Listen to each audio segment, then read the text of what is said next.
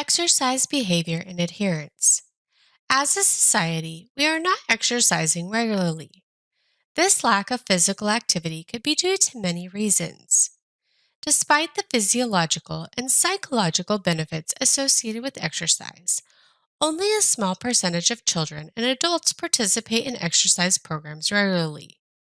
Exercise increases the overall health and wellness for individuals. The more healthy a person is, the less likely they are to be injured or suffer from chronic disease or illness. So, this is important to us as athletic trainers. Additionally, many athletic trainers are susceptible to overwork and fatigue, as well as burnout. Exercise can be an outlet for many individuals to manage their stress and increase their overall well being. This is an important thing. It's difficult to take care of others if we're not taking care of ourselves first. So, why study exercise behavior? Why is this important? Despite the current societal emphasis on fitness, most American adults do not exercise regularly, and only half of those who begin exercise programs continue their participation.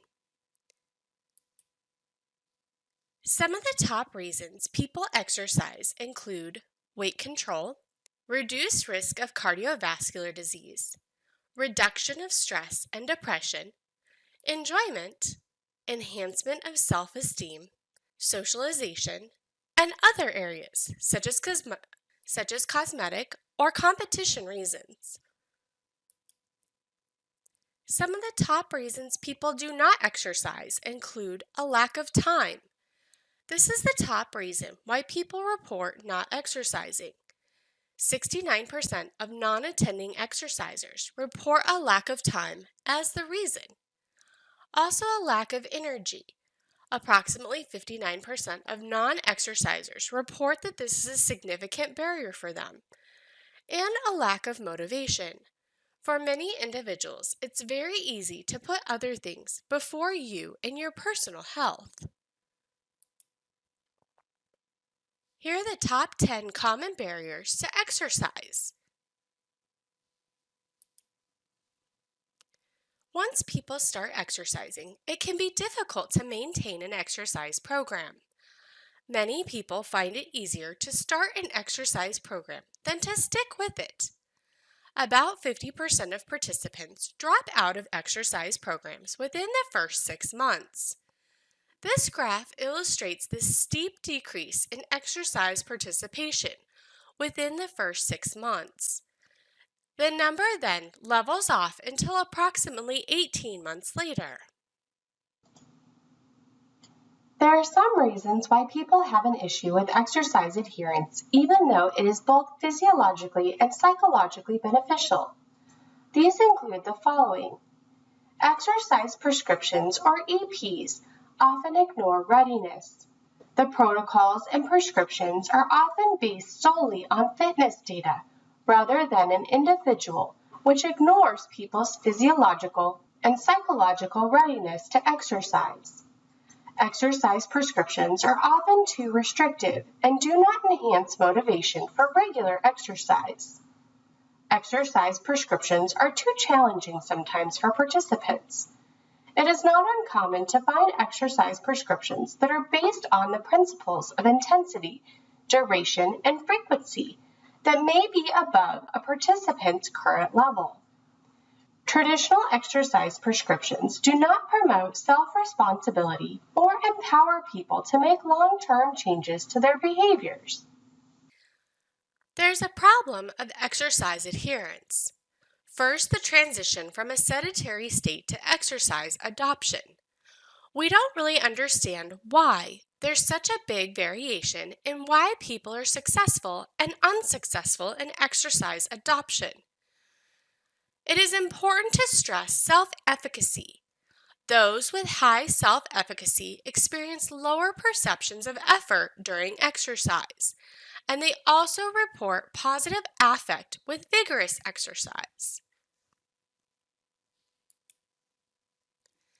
So, how do we encourage the transition from exercise adoption to a maintenance of a routine? We can do this by having participants engage in group exercises. A cohesion develops and helps to increase adherence. Remember cohesion? We talked about it earlier in this class. Increasing accessibility. This results in an increased likelihood of the adherence, and also addressing intrinsic motivation. Individuals with higher internal motivation are more likely to adopt and maintain an exercise program as opposed to those with an external motivation. Age can also be a factor. There is a moderate relationship between social physique anxiety and exercise adherence. And lastly, there is the P factor. In order for physical activity to be meaningful, it must have a purpose. There are some barriers to adherence based on cultural, socioeconomic, and personality variables.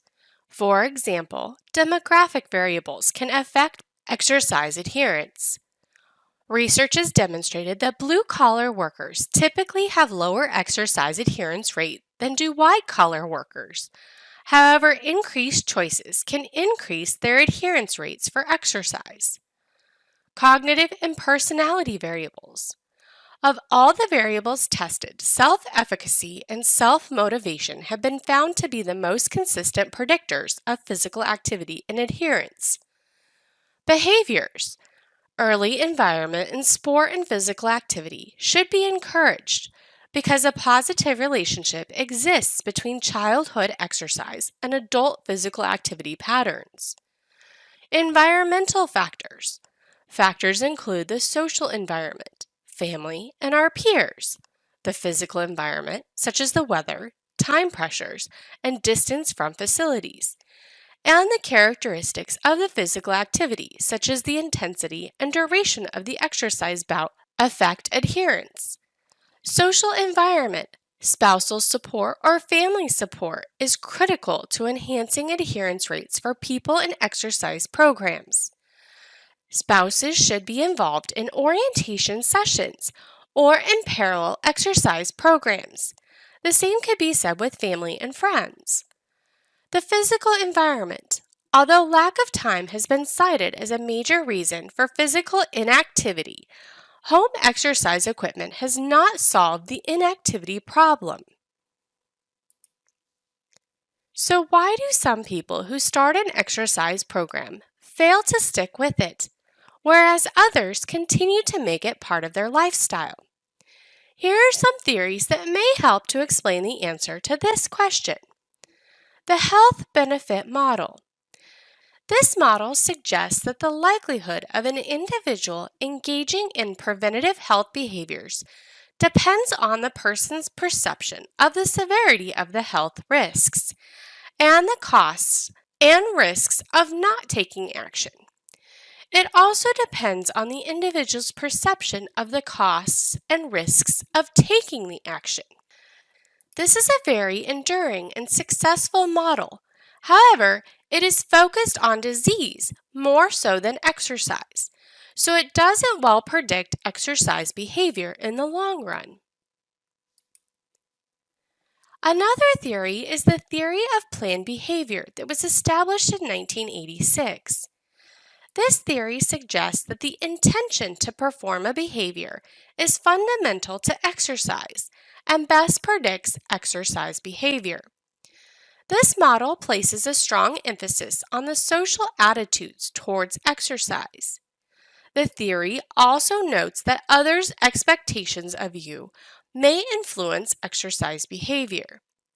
This theory has been effective in explaining familial exercise patterns or exercise patterns of the family. The social cognitive theory by Bandura in 1986, 1997, and 2005. This theory suggests that individuals who are dissatisfied with their current behavior, who have high self-efficacy, who set exercise goals, and also those who generally achieve their goals. This model has received good support for research as a singular aspect of exercise behavior. The self-determination theory is related to its influence on sports motivation and performance. This theory suggests that people are inherently motivated to feel connected to others within a group, to function effectively, and to have personal initiative. Research shows that successful people have strong support systems that help them to adhere to exercise programs. With examining all these other models, the biggest issue with most of the previous models is that they tend to focus on one moment in time rather than the bigger picture. The trans-theoretical model proposed by Prochaska, DiClemente, and Norcross in 1992. This theory does not focus on one moment in time as do the other theories. Rather, it argues that individuals progress through stages of change and that movement across the stages is cyclical rather than linear because many people do not succeed in their efforts at establishing and maintaining lifestyle changes. This theory recommends an individualized approach for each individual. There are 6 stages to the trans-theoretical model. Stage 1, a pre-contemplation stage, is also known as the couch surfer. Individuals do not intend to start exercising in the next 6 months. Individuals may be demoralized about their ability to change. They may be defensive due to social pressures and may also be uninformed of the long-term consequences of their continued behavior. Stage 2 is contemplation. During this stage, people seriously intend to exercise within the next few months. They have had thoughts of exercise and may even exercise sometimes. This stage lasts about 2 years according to most research. Stage 3 is preparation. People at this stage are exercising some, but are not regular in their exercise. They are considered sporadic exercisers. Stage 4 is action. Individuals at this stage exercise regularly, but they have been doing so for less than 6 months. This is the least stable stage. It tends to correspond with the highest risk for relapse. Stage 5 is the maintenance stage. The individual has been exercising regularly for more than 6 months. Although they are likely to maintain regular exercise throughout their lifespan, boredom and loss of focus can become a problem. Stage 6 is then termination. Once an exerciser has stayed in the terminal stage for 5 years, the individual is considered to have exited from the cycle of change and relapse simply does not occur. The one criticism is that this theory shows that we can identify people's stages. However, an individual's intervention is not always clear, nor is their intention for exercise. If we could identify proper interventions at specific stages, we might be able to increase an individual's exercise adherence. The physical activity maintenance model was proposed in 2008. This is the only model that actually predicts adherence to an exerciser's routine. The key aspects are goal setting, including commitment attainment and satisfaction, self-motivation or persistence in the pursuit of behavioral goals, independent of any situational constraints, self-efficacy or confidence to overcome barriers and to avoid relapse, physical activity environment such as access, aesthetics or attractiveness, enjoyable scenery, social support, and life stress which could be recent life changes and/or everyday hassles. This theory provides greater depth of explanation as to the many factors that are involved with exercise adherence. So, what keeps an individual in an exercise program? The simple answer is there's numerous factors. Each person is motivated by something a little different. Behavior modification is the planned, systematic application of learning principles to the modification of behavior. Behavior modification approaches may have an effect of something in the physical environment that acts as a cue for habits of behavior. A prompt is a cue that initiates a behavior. Prompts can be verbal. Prompts can be verbal, physical, or symbolic cues that initiate a behavior. Contracting is another way to change exercise behavior. This is to have participants enter into contracts with exercise leaders. These contracts should include realistic goals, dates by which goals should be reached, and the consequences for not meeting goals. Reinforcement approaches are either positive or negative. To increase exercise adherence, incentives or rewards can be given for staying within a program. Rewards. Besides simply charting attendance and participation records, some studies have used rewards to enhance exercise adherence and improve attendance, but this must be done on a regular basis and must be persistent. Feedback. Providing progressive feedback to participants can have motivational benefits. The more individualized the feedback is, the more likely the individual is to succeed. Self-monitoring. Participants can keep written records of their attendance and track their own progress as well. Goal setting and cognitive approaches. Cognitive behavioral approaches assume that internal events such as thinking have an important role in behavioral change. Exercise-related goals should be self-set rather than instructor-set. They should be flexible rather than fixed, and they should be time-based rather than distance-based. Some decision-making approaches. They involve exercisers making decisions regarding program structure. We can consider a decision balance sheet.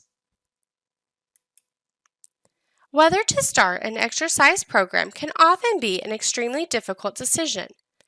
A decision balance sheet can be a helpful tool. This technique allows individuals to examine the potential gains to their self and also the losses to their self associated with an exercise routine. This tool can make individuals more aware of the potential benefits and the costs that are associated with an exercise program. This exercise and tool allows the individual to be a more active participant in the decision-making process when committing to engaging in exercise. Social support approaches. Social support refers to an individual's favorable attitude towards someone else's involvement in an exercise program. Social support is most likely the most important factor for exercise participation. Social support can come from small groups, buddy systems, loved ones, and our friends. Please see your textbook for a summary of adherence improving guidelines. There's quite a few of them, and it helps to have an individual approach.